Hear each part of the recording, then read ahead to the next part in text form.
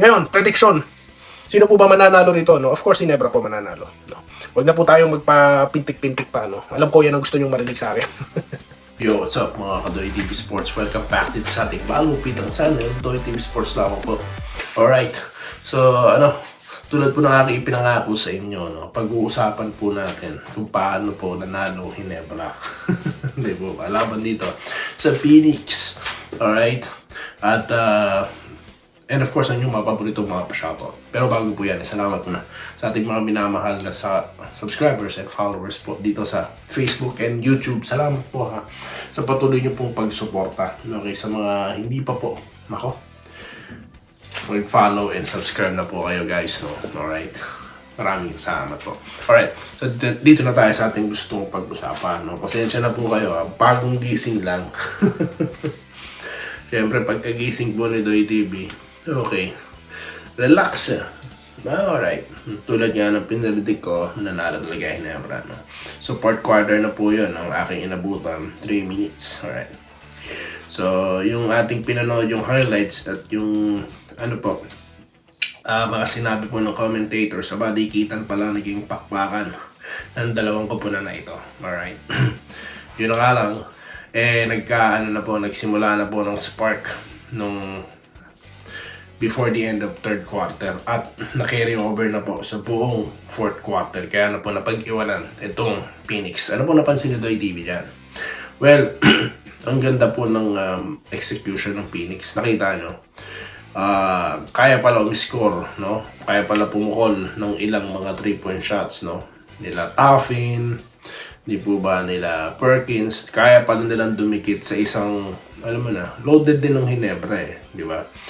At puro veterano, kaya pala nilang dumikit. Ang ganda po ng nila, shot selections, ang ganda po ng setup of plays. Siguro nga dahil dito kay Charles Chu. Dahil kung matatandaan nyo, si Charles Chu po, talaga pong mataas ang respeto sa kanya. Kinikilala siya. So, ilang mga interview ni Coach Tim po, nababanggit siya. Di po ba? Gumaganda yung laro ng Phoenix, then at the same time, yung expectation, maganda dahil nga sa bagong leadership, okay, ng coaching staff. Alright? Pero, doon ko po kinuha, no, yung aking lakas ng loob para mag-predict. Ibig sabihin, pinaghahandaan na po ng Ginebra ito, no? Bagong koponan po, no? They are just starting to learn, mga boss.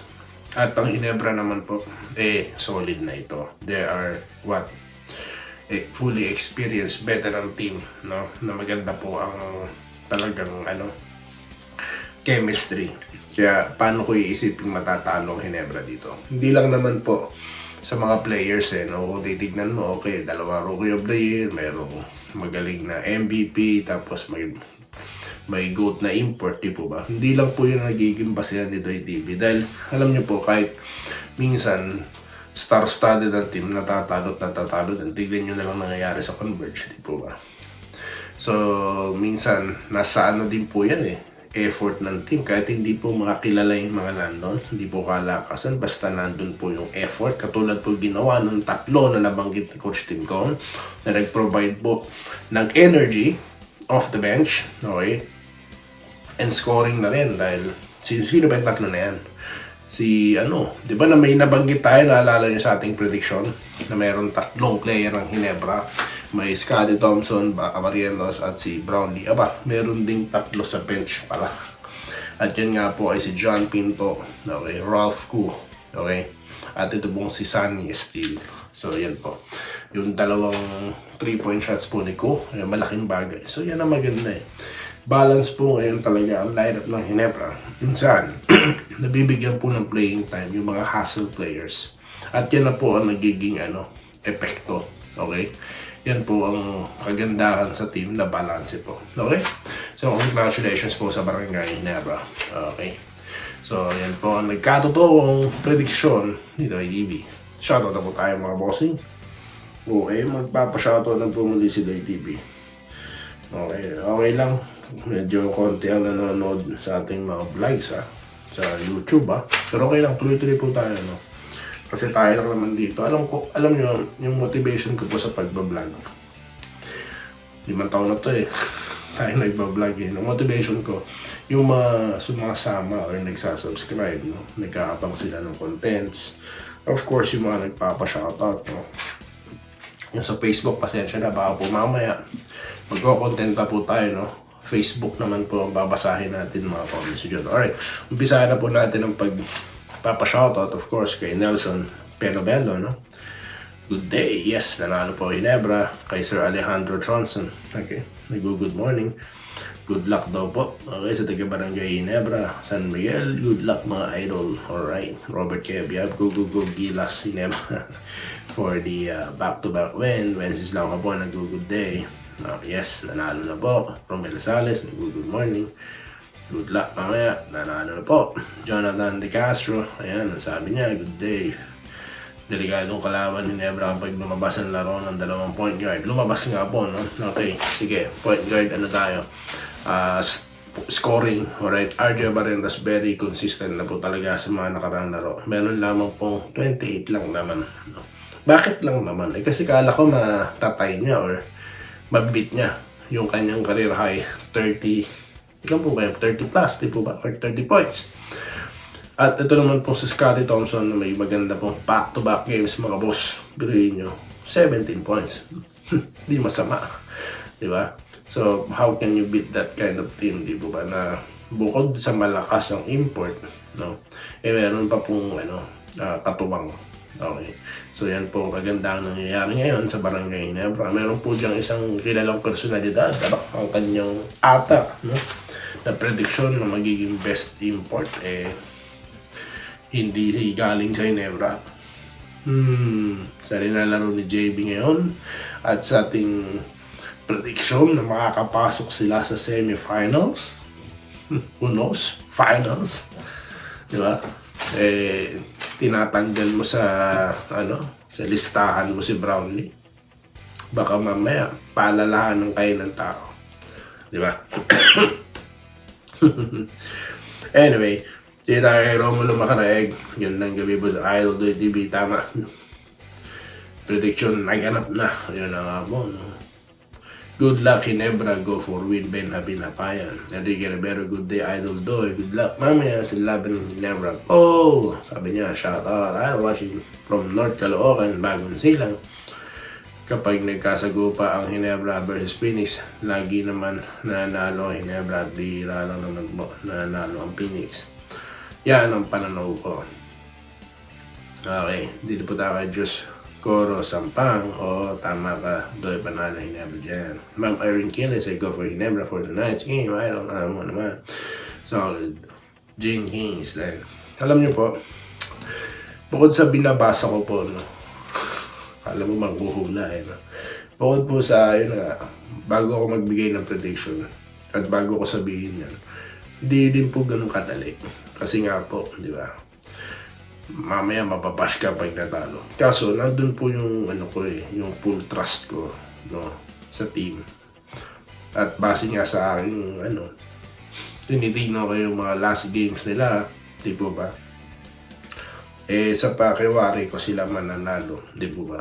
Kasi alam ko may continuation yan. Bagamat sabi nga po ni Coach Tim Cone, hindi po ganun kadali, no? Na maganda ang laro mo ngayon at sa susunod, kung meron kang magkasunod na laban, no? He's referring about nung laban nila ng Bugs nung Friday tapos Sunday. So that's back-to-back game. So hindi po ganun kadali, no? Kasi nga, lalo na kung well-rested po yung mga kalaban mo. No? Pero dahil nga po sa provided spark ng tatlong players na nabanggit, yun nga po, napagpahinga ang players, naging fresh sila sa fourth quarter, at yun nga po, napag-iwanan ang team po, no, na nagsisimula pong gumanda rin ang chemistry na Phoenix. Okay. Dito tayo kay Andres ito ng Tason, lamang na lamang kabayan, hindi pa uhuli. Okay. Gilyari Katukod, mamaya ang laban po ng Phoenix, nanalo na po. Nagpatuloy po si Thompson, nag-Brownlee, Aurora, Manago, hello po Doy TV, salamat po ma'am, hi po. RDQ, Doy, makatigil na ng sunod-sunod ng tatlong panalo ang Converge, Titan, TNT at Magnolia. Ano po to? Panalo? tignan po natin, no? Tignan po natin. Nanalo nga po pala Magnolia, no? Sinamantala nila ang ano po, ang importless, no? All Filipino team na San Miguel, no? Biruin nyo yung nangyari sa inyo, yung nangyari dito kay dati nila import kay Lee. Biruin nyo si Lee kahit na pinalitan na siya, nanood, nag-support pa rin siya sa team, no? Di ba? Samantalang yung import nila, nag-awol, no? Eh wala, naramdaman niya na eh. Ginawa niyo sa dating import, ginawa niyo, gagawin niyo sa akin. No way! Siguro parang ganun yung naisip niya, no? Gerald Castillo, dati na rin pala magka-teammate si JB at import ng Phoenix. Ah, talaga po. Carlito Bolima, good day, Doy TV. Ano masasabi mo kay Hold performance niya? Ano sir, separate content po natin sasagutin yan. Meryl Brioso, lista na yan. Joseph Pineda, yes, Idol Doy. Sa mga puntos si Thompson last game versus Max. Halos, rebound lang niya yung bola na miss shots ng mga teammates niya. Hindi ba na naman nanalo mamaya. Alright, Archie Makirang, Jim Gaines yung mananalo mamaya against Real Master. Roderick Rodriguez, Doy, Dingo. Kaya naman na Hinebra ang lahat ng mga kalaban na. Basta lang huwag na pairalin course ng good. Ah, naku, mahirap yan. Clodoaldo Prasidilla, nag-good afternoon. Okay. Alright, nanalo na po ang Hinebra. Alright, Minerva Nima. Okay, syempre, Hinebra King sa mananalo. Ayan. Benjamin Habayan, idol. Ang pick pa lang backwater sa Perla. Di ba, wala po ba kayo napapansin? Sila lang nagtitrade. Ako, yun po observation ko, no? Correct me if I'm wrong. Di po ba, pagtitrade sila, no? So, Blackwater is not identified as, sister team ng Pero, di ba, parang ganun nangyayari. Si Berfield nga, kaya lagi na iintriga, di po ba, na mapupunta rin sa TNT, no? Ewan ko, ba't di nangyayari, no? Siguro nagkakahiyaan. Expectation ko din naman yan, mga boss, no? Kasi saan ba galing si Nambatak, di po ba? Saan po ba nanggaling si yung ibang mga players nila ngayon na star dyan sa TNT, di po ba? So yun lang masasabi ko dyan. Gerald Castillo, yan naman po mga spekulasyon lang naman ni Doy TV, ano? Hindi, I mean yung iba dyan, totoo naman sa magaling yung mga player nila, di po ba? Di ba naman po dyan is yun na nga, nababasa ko ng posibleng mangyari. So yun po mga prediction natin, no? Na posibleng mangyari dyan sa draft pick na yan. Gerald Castillo, sabi niya, palagay ko si Kuya Mark playoffs na maglalaro. Hope and pray, mga Pinay mahilig sa sugar-coated na balita. Yun na nga no? Yun po ang, Rodante Sabida, Joscoro Sampang, John Russell. Prediction mo sa Converge at Trainer Shine, wala naman, puro kapalasat sa... Alam mo, bakit ka pa nandito sa akin? No? Nanood ka na nga ng Converge ng prediction ko. Tapos ngayon nandito ka para lang magbitaw ng ganyang komentaryo. Alam nyo po ang prediction, hindi naman po porket sinabi ko mangyayari, no? Okay, isa yun ang para kang tumaya sa sugal. Di po ba? Alright, pakiramdam mo ito mananalo best sa odds or based on sa sinasabi po ng odds, di po ba? Or nagre-research ka, di ba? Bago, sa mga ito pa, hindi naman lahat ng followers si Doy TV sugarol.